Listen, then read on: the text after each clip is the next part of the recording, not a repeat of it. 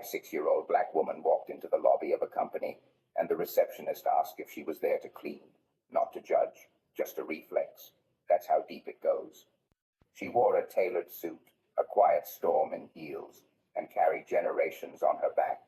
But still, the world didn't see her. His isn't a feel-good success story. This is a reckoning. This is what happens when quiet brilliance is mistaken for silence one too many times. It's not about race alone. It's about power, perception, and the price of being unseen. And when she finally speaks, the walls remember. So don't blink, don't look away, because what you're about to witness isn't just change, it's the sound of history turning.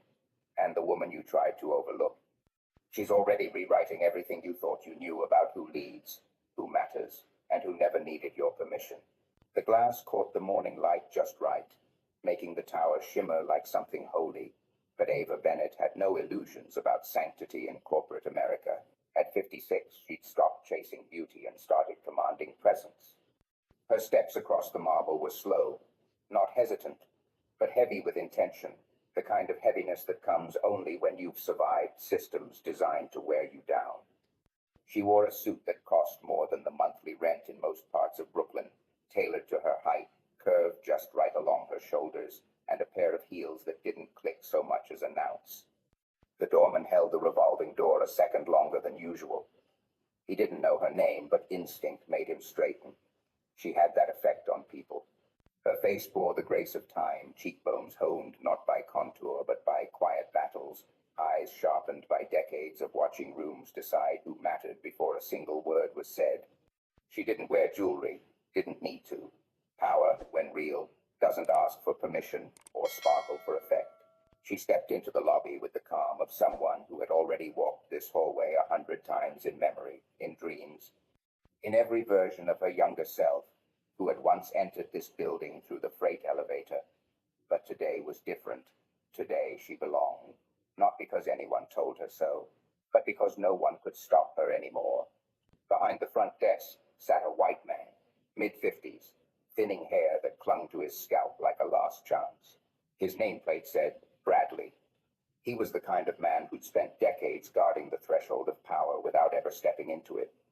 And as Ava approached, something in his expression shifted, not hostility, not quite, but a tightening, a hardening around the eyes, the jaw. He looked at her, and in that second, he didn't see a CEO. He didn't see her age as 56, or her posture as deliberate. What he saw was color and assumption. What he saw was a black woman whose skin absorbed the light instead of reflecting it, whose hair was gathered into a crown he didn't understand, whose presence disrupted the narrative he had curated at that desk for 20 years. And so, in the most casual tone, he asked, Excuse me, deliveries go around back. If you're here for the maintenance interview, it's on the lower level. He said it with the practiced neutrality of someone who believed they were simply maintaining order. But Ava knew better. She'd lived too long to mistake casual dismissal for innocent mistake. She stared at him, not long, not angrily, but with the weight of memory behind her gaze. And in that moment, she wasn't just herself. She was every woman who had ever been misnamed, misjudged, or mistaken for less. She let the silence thicken, not because she needed it, but because he did. Then, she opened her briefcase and slid a single sheet of paper across the desk. White paper, black ink, no emotion, just authority, made visible. I'm Ava Bennett, she said quietly. I'm the new CEO of this company. I have a meeting on the 40th floor in 15 minutes. And the world, for a beat, stopped breathing. Bradley blinked. His lips parted, but no words came. He glanced down at the paper, then up at her again. His eyes darted from her blazer to her face, recalibrating too late. In his confusion, he added insult to error, murmuring under his breath, I didn't expect. And then the fatal line, you looked older. Ava didn't flinch. Of course, he thought she looked older. The fluorescent lobby light didn't soften her melanin. To him, her darkness read as age, her grace as fatigue, her silence as lack. And so he'd seen a woman of 70, not 56. He'd seen a helper, not a leader. He'd seen a shadow, not the storm. She stepped away from the desk without another word, not because she forgave him, but because she no longer needed to explain herself to men who couldn't see her past their training. The click of her heels was now the loudest sound in the lobby. Conversation stilled. Phones lowered. The security guard by the elevator stood straighter, eyes wider. People weren't sure what they'd just witnessed, only that the rules had shifted. Ava pressed the elevator button, and in the mirrored doors she caught her reflection, composed, seasoned, radiant with purpose. The face of a black woman America had underestimated one time too many. She didn't smile. She didn't need to. The elevator doors opened, and she stepped inside. Upstairs, a boardroom waited, but Ava Bennett was already rewriting the story. The elevator doors opened like a secret giving way, and Ava Bennett stepped into the airless quiet of the 40th floor. This floor was colder, not in temperature, but in tone, carpeted in hushed authority, lined with mahogany that whispered legacy, the kind of space where the past still breathed through portraits and policies. She didn't pause. She didn't need to. She had seen this floor before when she was 23, and invisible, when she brought coffee to meetings where her name wasn't known, when her brilliance was borrowed and her presence ignored. But now, at 56, she didn't need their recognition. She carried her authority in her spine, in the even weight of her footfall, in the silence that followed her like a shadow. The assistant at the glass door stood abruptly, a young white man with the eyes of someone raised to assume leadership, always looked like his father. He stammered her name too reverently, too late. She acknowledged him with a nod that said, "I'm not here for performance." Through the frosted glass, she could see them, the executive team, already gathered, already settled, already sure of how this would go. No one stood as she entered, no welcome, no acknowledgement. That was the first play deny her gravity by pretending she didn't disrupt it. She walked to the head of the table with the calm of someone who had nothing left to prove. Richard Caldwell, the interim CEO, silver hair carefully combed into relevance, offered a smile that didn't survive his eyes. "Miss Bennett," he said, "we weren't expecting you until 10. Perhaps we should." She sat down before he finished. "We'll begin now." She didn't raise her voice. She didn't need to. Power, when earned the hard way, doesn't beg for room. It takes it back. She opened her folder, the paper inside already weaponized. "Mr. Webb," she said, turning to the VP of Sales, "your numbers are down 18%. Meanwhile, our competitors gained 12. Would you care to explain the 30-point difference?" Marcus Webb, white, mid-40s, with the face of a man who had coasted comfortably, shifted in his chair. "Market volatility," he offered. "It's been unpredictable across sectors." Ava looked at him, leveled, "And yet your sector neighbor posted gains. So, was it volatility or mismanagement?" The room bristled. No one came to his defense.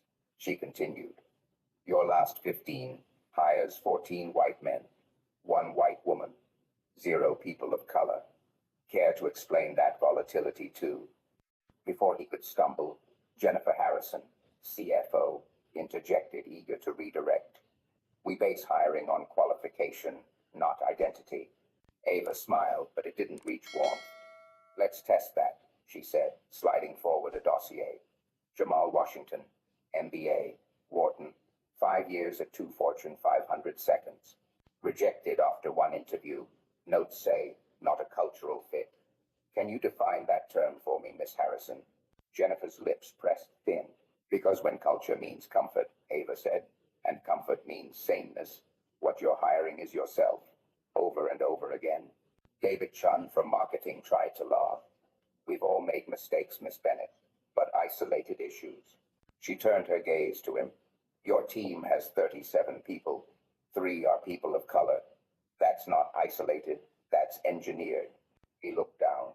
Ava stood, walking slowly to the far wall of glass. Outside, the city pulsed, oblivious to the quiet war waged above it. She didn't turn around when she spoke.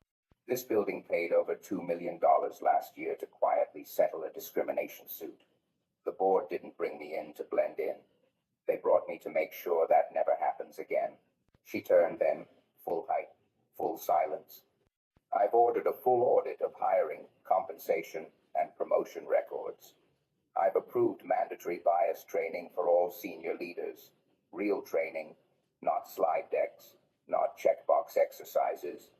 Some of you will lead departments through this transition. Some of you will not. She paused. Let them feel it. Richard Caldwell adjusted his cuff, his mask cracking. Miss Bennett, surely we can approach this collaboratively. We already tried collaborative, she said. That's what got us lawsuits and headlines.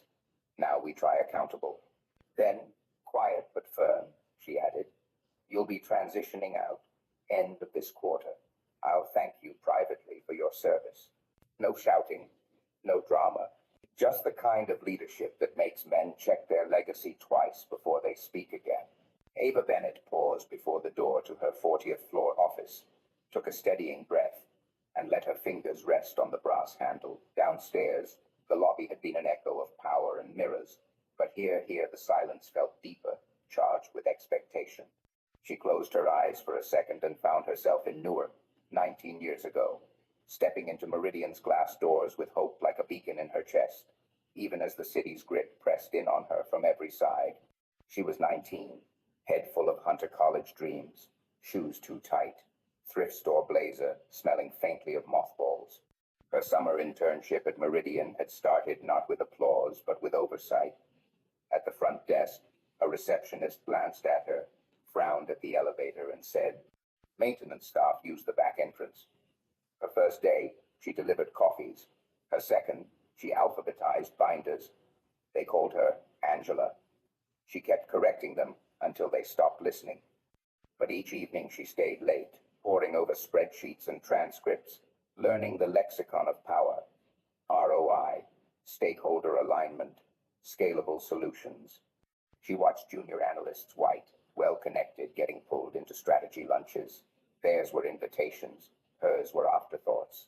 She learned to punch in early, ghost out late, let no one see her fatigue. That was New York grit. Survive with dignity.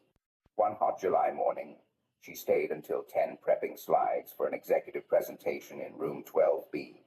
She knocked gently on the glass door, holding her notebook like a shield. Inside, the men presented her data as theirs. No one paused, no one invited her in. The lesson hit harder than the skyline crashing against the concrete. In that moment, she wrote in her journal, "They don't see me, but one day they won't open a door without me." Now, at 56, she opened the door to her own office, the city's heartbeat beneath her. The same skyline she once chased on the PATH train now bowed to her. She pulled out an old photo, herself and Mama June in Harlem, church hats perched high, arms linked. On the reverse she had written, "Power isn't given. It's earned, taken, and worn. Proud and bold, like the city that raised her, a light knot." Luna Castillo entered Latina, 28, braided hair pulled back, voice soft but determined. "Miss Bennett, I saw your profile in the Times. It matters what you're doing. To women like me." Her words trembled, fierce humility. "Thank you, Luna," Ava said, her voice gentle but firm. "Don't let them tell you you don't belong. This city won't write your name for you. You do." Luna nodded, eyes shining. Ava offered her a seat, oriented her to the city view. This was more than office courtesy, it was lineage, legacy. A creed handed down through Harlem, through Brownsville, through Staten Island block parties. Keep pushing, keep rising, demand your space. She watched Luna leave, clipboard held close. Then Ava returned to her desk, solid wood, overlooking the East River. Her hands touched a spiral notebook from 86, its frayed edges and pen-smudged lines whispering long-lost ambition. She opened to the first page. "They don't think I belong here, but I'll build my own door." She closed her eyes, picturing Newark streets, the path rattling under steel tracks. Her mother's voice, "You're from Harlem, honey. You earned every inch." She opened her desk drawer and set 3 small items side by side. The Harlem church photo, the notebook, and a Metro card stamped with the summer of 86, a symbol of beginnings. No grand speeches, no announcements, just the rhythm of New York, unwavering, unashamed, unforgiving. She touched the Metro card once more and whispered, "Welcome home, Ava." As she sat at her desk, the hum of the city beyond the glass pulled her into a deeper reflection. Ava remembered the smell of subway metal in the summer, the way strangers on the 6th train would glance at her, eyes moving from her dark skin to her thrifted satchel to her hopeful eyes. She remembered the long walk from the station to her mother's apartment, up 5 flights with a tired body and a head full of fire. That fire, she knew, had gotten her here. She also remembered Mr. Flanders, the elderly accountant on the 3rd floor during her internship, who used to leave a peppermint and a note on her desk. Keep asking questions. That's how you stay in the room. He was white, old Brooklyn born, and tough as nails, but he had seen something in her others refused to acknowledge. She wrote him a letter when she got her MBA. He wrote back, "I knew it."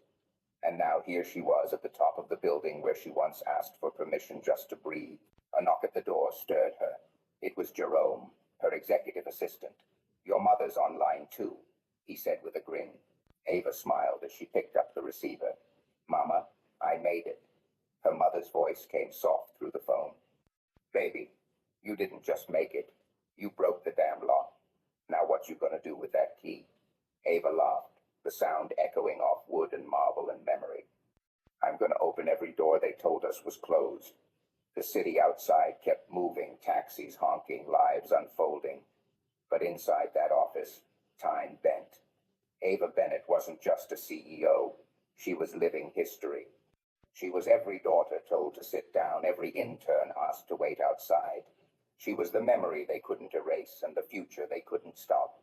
Ava Bennett always knew the hardest battles weren't the ones fought in public, but the ones waged in silence, behind smiles, across boardroom tables.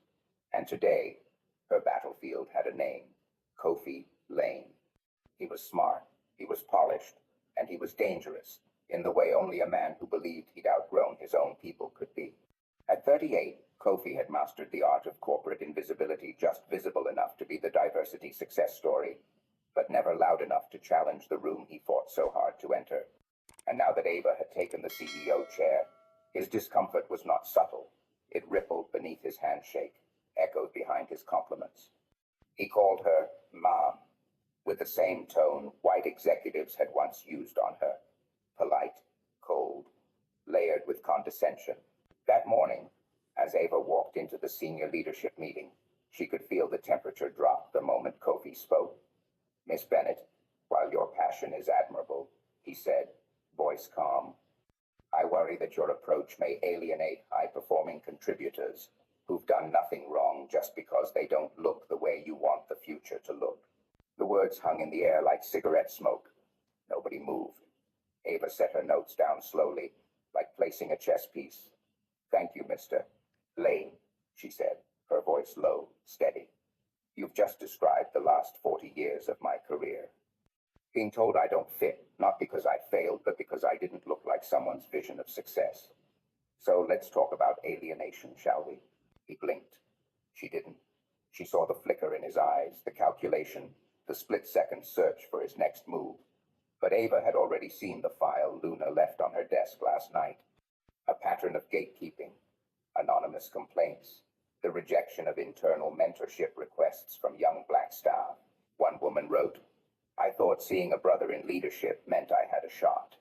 Turns out, he just closed the door more quietly." Later that day, she called him into her office. The city stretched out behind her like memory and warning. Kofi entered with the confidence of a man used to surviving sharp women. Ava offered no coffee, no chair. "You ever heard the story of the mirror, Mr. Lane?" she asked. He hesitated, unsure. "It's old Harlem talk," she said.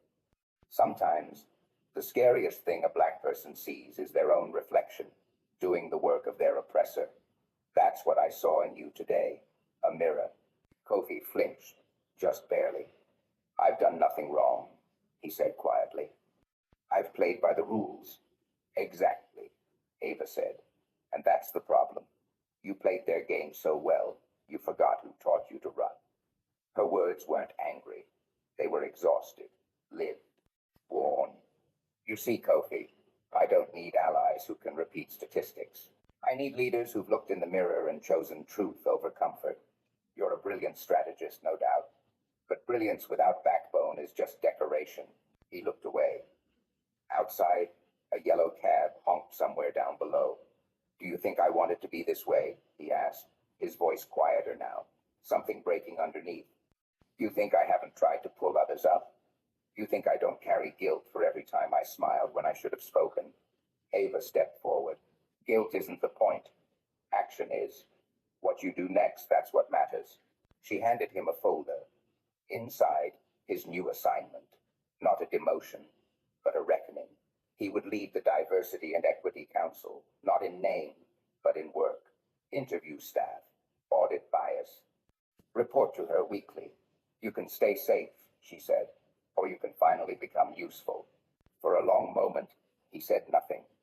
Then, slowly, Kofi nodded, not out of obedience, but understanding. He saw it now. The mirror had cracked, and on the other side wasn't his reflection, but his responsibility. As he left the room, Ava turned back to the window.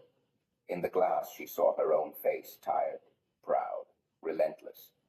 And somewhere behind her, the echoes of women who never got this far. Her grandmother scrubbing floors at Roosevelt Hospital, Mama June marching in pumps that pinched. Every girl who'd been told, you talk too much, or you're too loud, or you're not what we're looking for. She thought of the young intern she used to be the one who was told to use the service entrance. The mirror doesn't lie, but sometimes it can finally tell the truth. The elevator doors parted like old secrets, and there she stood, Mabel Carter, 68 years of dust and dignity wrapped in a soft blue coat, the kind of blue that carried church mornings and funeral Sundays. Her cane tapped gently, not out of weakness but rhythm. She moved like a hymn, remembered like the hush before a sermon. The young receptionist looked up and stammered, unsure whether to call someone or stand at attention. He didn't need to. Mabel's presence made the room quiet itself. Ava rose instinctively as if a judge had entered, though there was no robe, no gavel, just legacy wrapped in flesh. Miss Carter, she whispered, crossing the room in 2 fast steps, her heels suddenly humbled by the echo of time. They embraced not like colleagues, but like mother and daughter, or perhaps like soldier and general. You look taller, Mabel teased. Or maybe the ceiling just got lower. Ava chuckled, but her eyes burned. I've been waiting for this day since I was 23, she said. You knew I'd come back, Mabel replied. Old buildings like this, they don't forget the people who built the bones. They sat near the wide windows, sunlight filtering through glass that had seen 1,000 boardroom storms. Mabel's hands rested on her cane like a woman who had nothing left to prove. Ava leaned in, searching her face not for approval, but for affirmation. You remember when they made us share one bathroom stall for the entire admin staff? Mabel asked, and they said it was efficient? Ava nodded slowly. And when they accidentally left you off the internal promotion list because your name sounded too ethnic? That was every 3rd month. Mabel grinned. They used to call me dear in emails, never Miss Carter. And when I asked about a raise, they said, but you're such a pleasant energy here. Ava's jaw clenched, not in surprise, but recognition. You should have been sitting in this chair decades ago. Mabel waved a hand, dismissing the idea like a fly. No, child, I was the keeper of the keys. You're the one who opened the door. A beat of silence passed, the kind that grows roots. Ava looked down at her hands. It's lonely here, Miss Carter. The resistance isn't always loud, but it's constant. Kofi Lane, the whiteboard, the whispers in the hallway, the looks they chip at you, like acid, slow and daily. Mabel nodded, her eyes half closed, like she was listening to something deeper than the room. That ain't acid, baby. That's the price. And let me tell you something, every generation pays it different. Mine paid with silence. Yours? You're paying with fire. She paused, then leaned in closer, her voice low but thick with meaning. I came here today not to bless you, not to congratulate. I came to remind you of the ones who didn't make it. You stand on backs, Ava, not bricks. Don't forget them. Ava swallowed hard. Sometimes I feel like I'm making enemies faster than allies. Mabel smiled. That's how you know you're walking the right path. The ones who whisper, the ones who smile thin and close doors behind you, they're not afraid of you failing. They're terrified you might succeed loud enough to change the air. A knock on the door interrupted them briefly. A young intern peeked in, barely 20, wide-eyed at the sight of two black women in power and memory. Ava waved her off gently. You remember her name, Mabel said softly once they were alone again. You look her in the eye. Don't become the gatekeeper in the castle you broke into. Ava nodded slowly, like a woman receiving not advice, but commandment. Mabel stood with care but without apology. Her knees cracked softly. Well, I best get going before they charge me for parking. Ava laughed through her tears. Will you come back? Mabel paused, her hand already on the door. I never really left, but from now on, every time you hear your own voice tremble, remember mine. We are not afraid of the echo. We are the original sound. It started with a name Ava hadn't spoken in years, Patrice Elam. A name that once floated through the halls of Meridian like the scent of ambition. Quiet, undeniable, and fleeting. The envelope arrived without fanfare. No sender, no color, just white paper with a typeface too clean to scream, but somehow it still did. The letter said enough. Not just of what happened, but what didn't, of HR meetings hushed behind closed doors, of files marked confidential that were never meant to see light. Patrice Elam, junior analyst, harassed by a senior manager, retaliated against for speaking up, silenced, resigned, forgotten, until now. Ava stared at the letter, her fingers still as bone, part crawling through layers of memory. Patrice, she remembered now, smart, deliberate, with eyes that questioned even when her mouth obeyed. The kind of woman who didn't ask for attention, just space to do her job. The kind the system devours first. Ava opened the HR archive, past the polished glass offices and sanitized boardroom decor, down into the corporate catacombs where names lived only as digital ghosts. There she was, Patrice, voluntary resignation. But Ava saw the notes, red flags disguised as routine, reassigned twice in 3 months, pay frozen, a final email with no reply. A voice erased mid-sentence. Ava's stomach twisted, not in shock, but shame. She had walked past Patrice in those days. She had been rising while Patrice had been sinking. They had smiled in the elevator once. Ava remembered thinking, she reminds me of myself, and then she forgot her. The next morning, Ava summoned Patricia Mills, the same woman who once sat over HR, the same name scribbled at the bottom of Patrice's closed complaint. Patricia walked in brittle, as if her blouse might tear under the weight of what was coming. Ava didn't waste time. Why wasn't this escalated? She asked, holding the file like a mirror. Patricia blinked, her hands clenching. We investigated. No corroboration. It was complicated. Was it complicated? Ava pressed, or inconvenient? Patricia's eyes lowered. Back then, we weren't encouraged to pursue cases that couldn't be managed discreetly. Ava rose from her seat, her voice low but lethal. You managed a woman out of a career. You made silence a policy. Later, in the boardroom, Ava laid the file on the table. Her voice was calm, deliberate, the way thunder sometimes is before it breaks. 8 years ago, we failed an employee. Her name was Patrice Elam. She came forward. She was ignored. She left, and we never asked why. Today, I'm asking. The executives shifted in their chairs, not out of disagreement, but discomfort. They recognized the tone, the one that doesn't ask for permission. We are launching an external investigation. We will find out who knew and who chose not to know. This company no longer protects silence. It pays for it. Kofi Lane, seated 2 chairs away, folded his arms slowly. Are you prepared to absorb the blowback? He asked.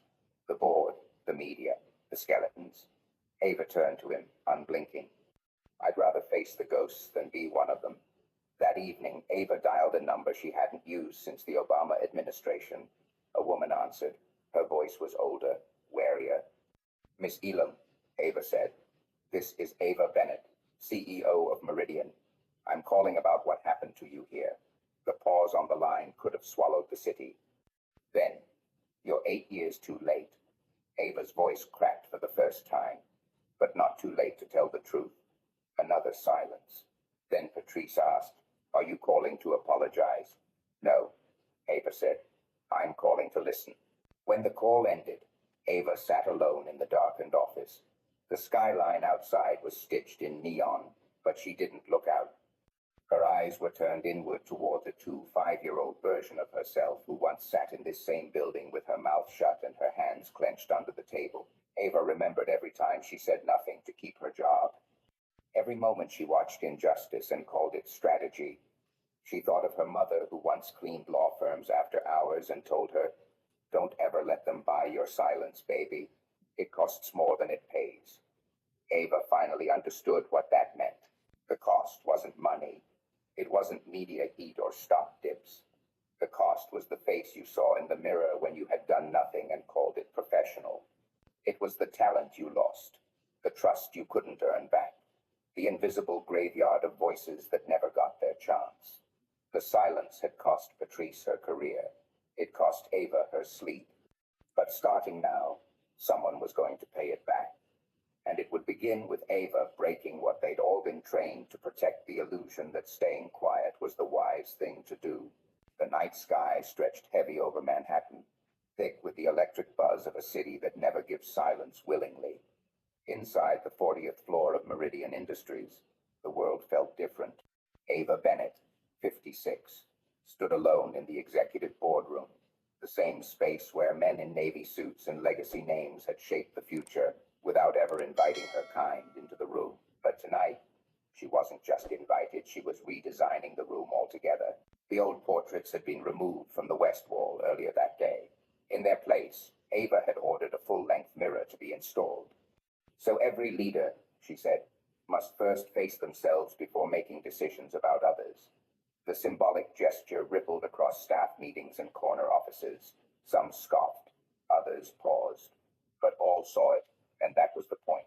She moved slowly toward the window, barefoot on polished wood, her heels discarded like relics.